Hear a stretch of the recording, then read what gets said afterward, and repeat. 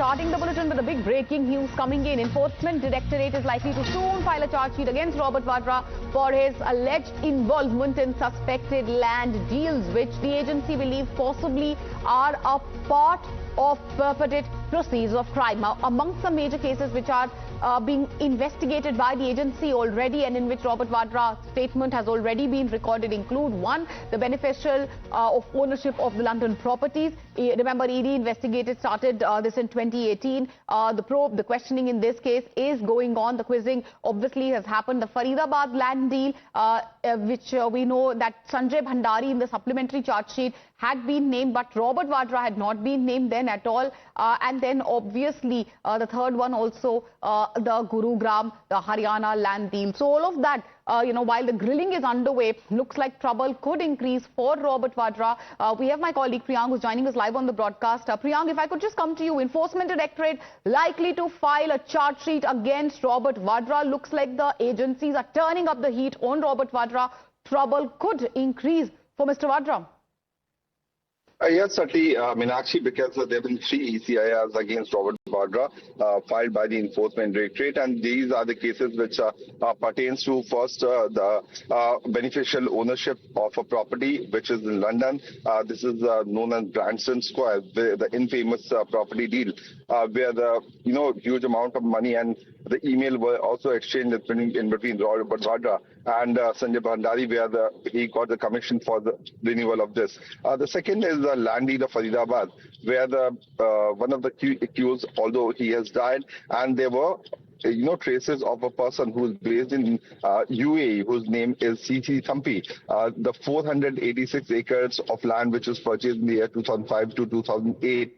The third one, obviously, is a case for which Robert Vadra was grilled by the Enforcement Directorate for 6 rounds and 3 consecutive days. Robert Vadra is accused in these 3 cases for which the Enforcement Directorate has been probing. But there has been a very clear-cut indication that Sanjay Bhandari in the first case has not appeared for the investigation. He managed to flee away from the country.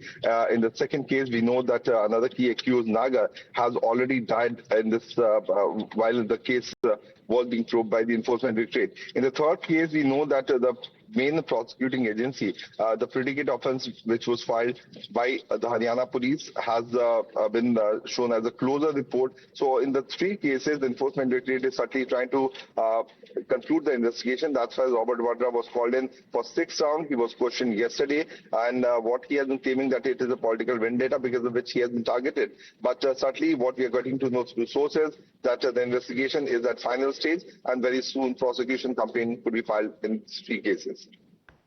Well, absolutely. And, if you could help us understand the 3 cases, if you could give us more details on the 3 cases in which we are expecting a charge sheet against Robert Vadra. Robert Vadra, obviously, Priyank till now has been crying vendetta, witch hunt, saying that I'm only being quizzed. There is no case against me. What happens next for Robert Vadra as well?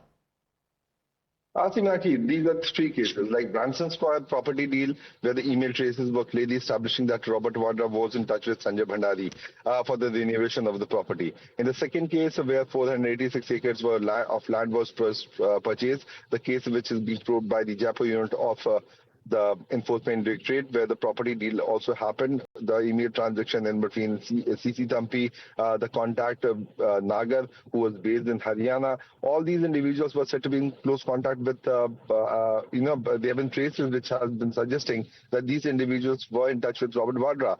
In the third case, obviously, for which Robert Vadra was questioned, the land uses suddenly changed in a Shikopur land deal, where the property was worth 7.51 crore. When it was purchased, and later to that, over the night, we saw that the land uses changed and the property rate escalated 6-fold, and the property was sold at a price of 58 crores to one of the biggest realty estate holder, which is known as DLF. So in the 3 cases, since ED has initiated the investigation, Robert Vadra in the third case of The Shikopo land deal was questioned in 2019, and once again, in the last 3 days, he was questioned today, although he has not been called in for questioning.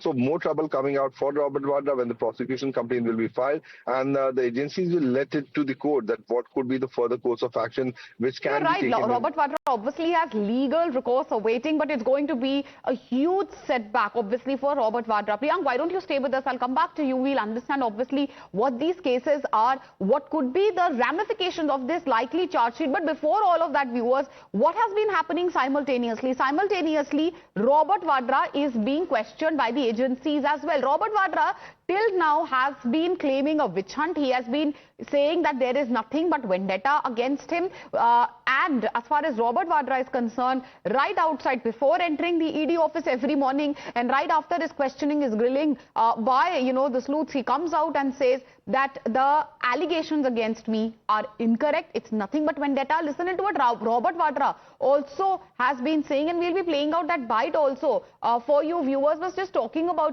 this entire case which Priyank was also telling us about. And, before we play out that bite, if Priyank is still live with us, and, if I could just come to you, Priyank, you were talking about the legal recourse, the legal fight which could obviously happen now.